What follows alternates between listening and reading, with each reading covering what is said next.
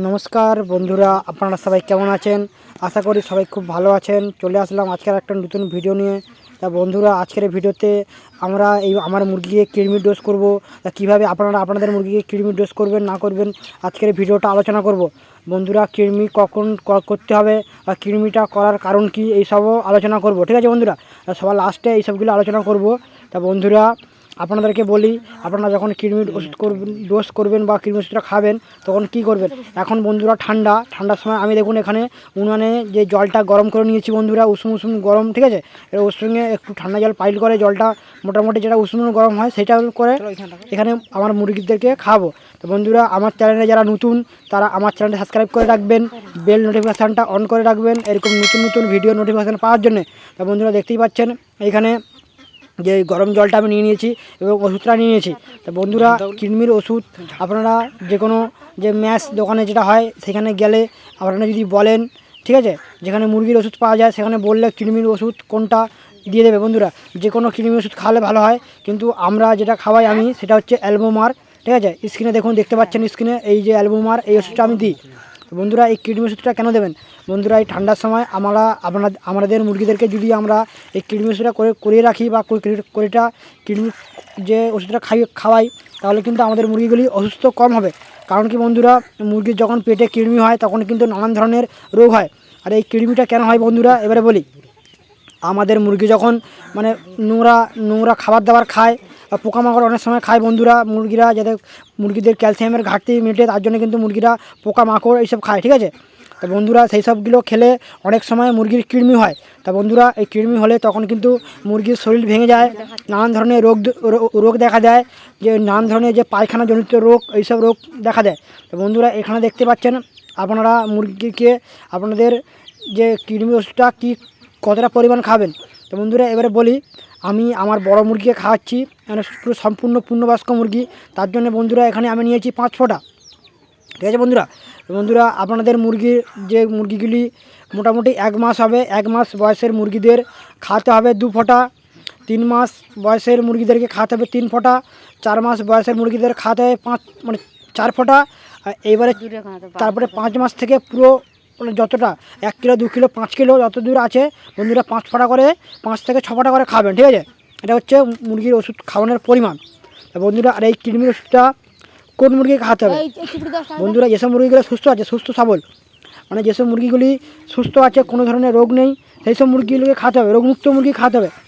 বন্ধুরা, আপনারা যদি অসুস্থ মুরগিকে খাওয়ান এই কৃমি ওষুধটা, তখন কিন্তু যে মুরগিগুলো যদি ছোটো মুরগি হয় তাহলে কিন্তু মুরগিগুলো মারা যেতে পারে। ঠিক আছে, বন্ধুরা, আমাদের মুরগিকে যখন কৃমি ওষুধ খাওয়াতে হবে, মুরগি যেন সম্পূর্ণ সুস্থ থাকে তখন সেই সময় খাওয়াতে হবে। বন্ধুরা, এবারে বলি, এই কৃমি ওষুধটা খাওয়ানোর পরে আপনারা মানে কী করবেন বা কখন খাবেন। বন্ধুরা, এই কৃমি ওষুধটা খাওয়াতে হবে ফার্স্ট সকালে, যখন আমরা মুরগিকে ছাড়বো। ঠিক আছে বন্ধুরা, আমি এখানে দেখুন আমার একটা মুরগিকে খাইয়ে দেখাচ্ছি আপনাদেরকে, 2-3টা মুরগিকে খাইয়ে দেখিয়ে দেবো বন্ধুরা কীভাবে খাবেন। এইভাবে আপনারা ধরে খাবেন। তো বন্ধুরা, এখানে দেখুন আমার যে মোরগটা আছে, বড় যে মোরগ, সেই মোরগটাকে আমি এখানে খাওয়াচ্ছি। ঠিক আছে, তো বন্ধুরা, আপনারা এইভাবে খাবেন। এখানে দেখুন আমি মুরগিটা বের করছি।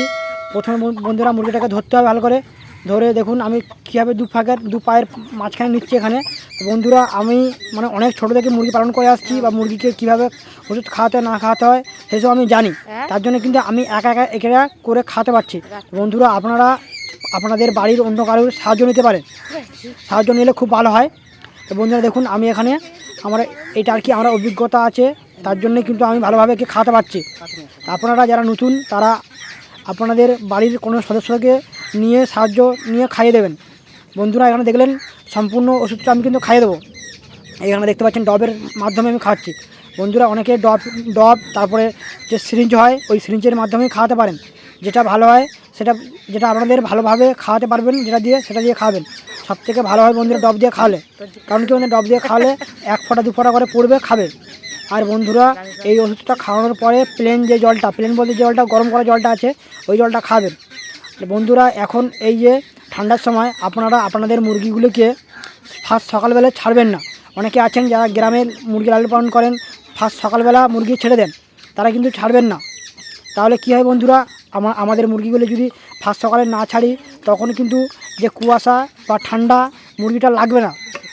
আর বন্ধুরা আমি কিন্তু প্রায় 8:30 9টা 10টার দিকে আমার মুরগিকে আমি ছাড়ি এইরকম। আর বন্ধুরা এই কৃমির ওষুধটা খাওয়ানোর পরে মুরগিকে ছাড়া যাবে না। আর মুরগিকে ছাড়া যাবে না। তারপরে আরেকটা কথা বলি, আপনাদের মুরগির যখন কৃমির ওষুধটা খাওয়ানো হয়ে যাবে মুরগিকে আটকে রাখবেন। তখন কিন্তু আর অন্য কোনো জল বা খাবার দাবার দেবেন না। তা বন্ধুরা জল খাবার দাবার কতক্ষণ পরে দেবেন? ম্যাক্সিমাম আধা ঘন্টা, মানে 30 মিনিট, 30 থেকে 40 মিনিট পরে আপনাদের মুরগিকে খাবার বা জল দেবেন। বন্ধুরা আরও দুটো মুরগিকে খাইয়ে আমি দেখিয়ে দিচ্ছি, আপনারা দেখুন। আর এবারে বলি বন্ধুরা, এই কৃমি ওষুধ খাওয়ানোর পরে কি করতে হবে?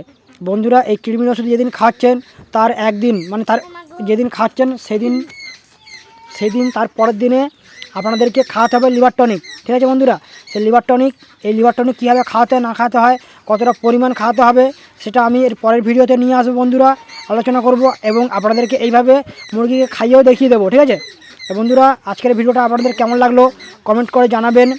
এবং আপনাদের যেসব ফ্রেন্ডরা এরকম মুরগি রিলেটিভ ভিডিও দেখতে ভালোবাসে তাদেরকে শেয়ার করে দেবেন। আপনারা যদি একটা কমেন্ট করেন তাহলে কিন্তু আমাদের ভিডিও করার যে মোটিভেশনটা বাড়ে। ঠিক আছে বন্ধুরা?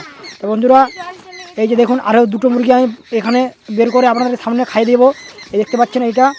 আর বন্ধুরা যাদের এরকম তামিল বা আসিল ফাইটার মুরগি লাগবে আমার সঙ্গে যোগাযোগ করতে পারেন, আমার কাছে বাচ্চা কিন্তু অ্যাভেলেবেল থাকে।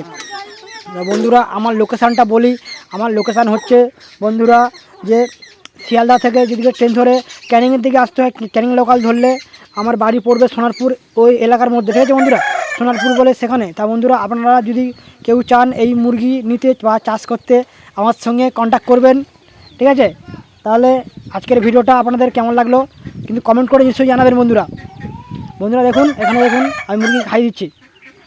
আর বন্ধুরা এবারে বলি, আপনারা যারা মুরগি লালন পালন করেন তারা কিন্তু ভুল করেন একটাই, মুরগিকে কোনো ধরনের ওষুধ খাওয়ান না বা মুরগিকে ভ্যাকসিন করেন না। তো বন্ধুরা সবার প্রথমে আমাদের ভালো মুরগিকে, সুস্থ সবল মুরগিকে এই কৃমির ওষুধ খাওয়াতে হবে। কৃমির ওষুধ খাওয়ানোর পরে 3 দিন লিভার টনিক খাওয়াতে হবে বন্ধুরা। 3 দিন লিভার টনিক খাওয়াতে হবে। লিভার টনিক খাওয়ানোর পরে আমাদেরকে আরও 3 দিন রেস্ট দিতে হবে। রেস্ট দেওয়ার পরে আমাদেরকে যে মুরগির ভ্যাকসিন হয়, যে ভ্যাকসিনটা রানীক্ষেত ভ্যাকসিনটা মুরগিকে দিতে হয় বন্ধুরা। ঠিক আছে? বন্ধুরা রানীক্ষেত কীভাবে ভ্যাকসিন দিতে হয় না দিতে হয় এই আমার ভিডিও চ্যানেলে ছাড়া আছে বন্ধুরা, আপনারা চ্যানেলে গিয়ে একটু ভিজিট করে দেখে নেবেন। আশা করি আপনারা সব কিছু বুঝতে পেরে যাবেন। এবং আপনারা যদি কমেন্ট করে আমাকে জানাবেন যদি ভিডিও আনতে হয়, সেই নিয়ে আমি পরে ভিডিও আনবো। ঠিক আছে? কিন্তু আপনারা কমেন্ট করে জানাবেন বন্ধুরা। আজকের ভিডিওটা এভাবে শেষ করছি বন্ধুরা। পুরো ভিডিও দেখার জন্য আপনাকে অসংখ্য ধন্যবাদ।